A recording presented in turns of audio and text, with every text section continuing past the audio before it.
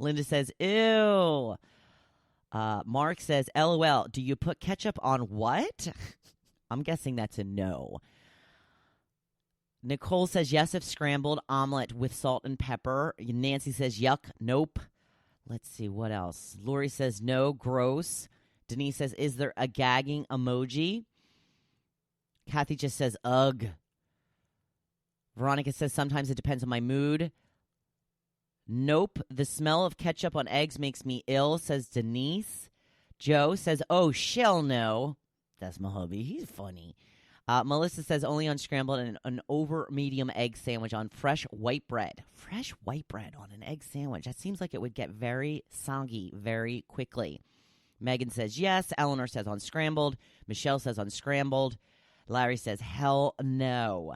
And Adele says, only on scrambled on a plate and on fried eggs on a bagel. So I don't put ketchup on my my eggs. I know people that love it. I don't use ketchup for most things.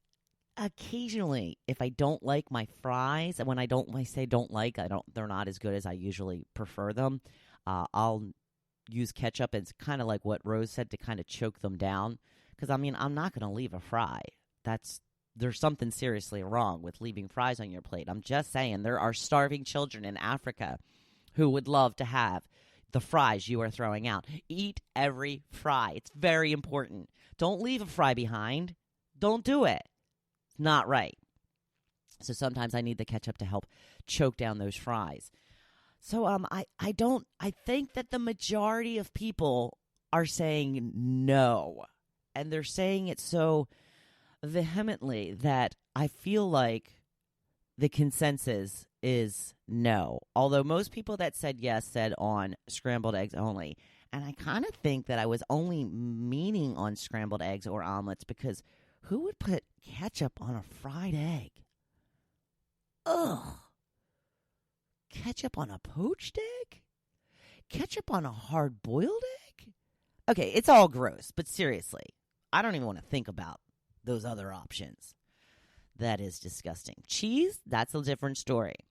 I don't typically like cheese on my eggs. And then when my husband got cheese on his eggs yesterday, I was like, that looks really good. He goes, you don't like cheese on your eggs. He goes, because if you did, I would put cheese on our eggs every time. And I'm like, ooh, I think I hit a nerve.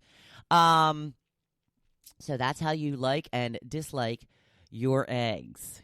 Thank you for participating. People feel very strongly about ketchup on their eggs. Moving on to the blog post, I am talking about, of course, the power of watching someone realize their dream.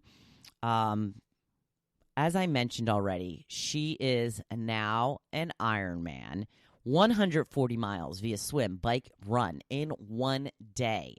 And I have to tell you, it was the longest day I've had in a long time. So I can't imagine what she was going through.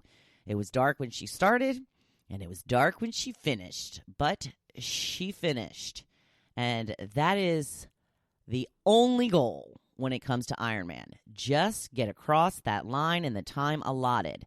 She had 35 minutes to spare, and I am so super proud of her. She had to complete both the swim and the bike portion within 10 hours and 30 minutes. So she did that with some time to spare. So that was good. Now, Michelle started running about 10 years ago, moved on to triathlons about 5 years ago. She has been chasing the Ironman dream for several years. She's done numerous half Ironman competitions. She did attempt a full Ironman about 2 years ago, I think. Maybe it was a little bit longer than that. And she missed her cutoff time for the bike ride. But did she give up? No. She kept training and learning from what stopped her in the past. She worked harder. She trained smarter. She ate better. She did whatever she had to realize this dream of hers, and she did it. As with everything, did not happen overnight. You don't wake up one day and decide to do an Ironman unless you're 20. And even those people were coming in a lot later than they thought they would. Especially when you're a bit older, you need to prepare. You have to have a plan for it. You have to work for it. You have to know what you are doing. And then you get to recover, which I say sarcastically because I asked her yet again why she wanted to do this as I was putting Band-Aids on her back to help stop the bleeding from all the chafing that resulted from this goal of hers. So there is such a power to watching someone realize their dream, especially if it is such a big dream that's done so publicly like this one. It gives you fuel for your own dreams, whatever they may be. It makes you realize that, yes, anything is possible. If I can watch someone cover 140 miles in one day, I can get this little business of mine off the ground, and you can work out a plan to get your dream off the ground. It sounds actually like a piece of cake compared to what she did. But when the tough gets going, I will remind myself that I know there were parts during her run when she was battling with her will to get to that finish line, and she made herself do it. But the thing, and this is the most important thing, she decided she was going to finish. I think, like with anything, I've told you this before, you have to make a decision.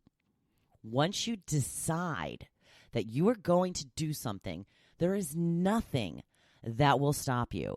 If you are making the proper preparations, if you are planning properly, are you doing everything that you need to do? You decide that you're going to do it, and you do it. So, how many conversations do you think she had with herself to keep moving? How many times do you think she felt despair and knew she had so much further to go? But she did it. She told herself what she had to in order to keep moving. She even told me that my advice popped into her head at moments, and she asked herself what 3 things she is grateful for in that moment. So see, I was part of the big dream. I helped. Now, my husband and I were there to cheer her on, give encouragement wherever and whenever we could. I got to speak to her several times during the day, and she never gave up hope. I saw her a few miles into her run. She had about 7.5 miles into her run, and she had already finished the swim and bike portion. And she didn't seem so happy when I came across her on the road at that point, and I asked, do you think you will finish? And this, again, when the decision is the most important part. This is when you know what you've got to do and how you're going to do it, and that you're just going to do it. So she responded with, oh, yeah, I'm going to finish. Like, no brainer. Now, there happened to be a man on the side of the road overhearing this conversation whom we didn't know, but when I asked her if she thought she would finish, he yelled, yes, she's going to finish. So it was a great atmosphere. The support of the spectators was amazing. Now, people really wanted these amazing athletes to succeed. They yelled, they cheered, they waited, they followed them around. This is what people will do for you, for your dream, whatever it may be, if you surround yourself with the right people. And like my sister, there will be times when no one will be there, such as the lonely times of her bike and run when she just had her own thoughts. And probably when she needed it most, we popped up there with our signs and our cowbells and our screaming words of encouragement. This is how it works. You need a village, but there will be times where you will only have yourself to count on. You must keep moving. It can be so tempting to quit, but if you can keep going, there is glory at the end of the day. I am so super impressed that my sister was able to do this. This whole experience has been amazing, even as a spectator. Now, I'm glad I've got to experience it. She has not inspired me to do such a thing, but she has shown me how hard you have to work to get to that dream. That even those times when you fail, you're not really failing as long as you learn from your mistakes. That you keep going no matter what. There will be dark moments. There will be times that you want to give up. And that is when you need to keep holding on till you get to that next cheering section. And at the end of the day, you finally get your due. She got her medal. She was given accolades from many. And then she sat down with a turkey hoagie from Wawa. After that, she drifted off to sleep effortlessly with a big smile and the sense of the greatest satisfaction. So what is your dream? What can you do right now to make it start happening? This is what I want you to think about today, because it is Monday, the day that is full of all new possibilities and opportunities. We're going to make it a great, great week. Think about my sister and what she's done. If she can do that, we all can do a little bit each day to get our dream rolling. So, now that it is Monday and we have the brand new week, think about the dream and then go make it your best day yet. Thank you for listening to The Hopefulist, hosted by Wendy McClure. For more inspiration, please visit Hopefulist.com. Thanks, and we'll see you tomorrow on The Hopefulist. Ellen, have me on your show.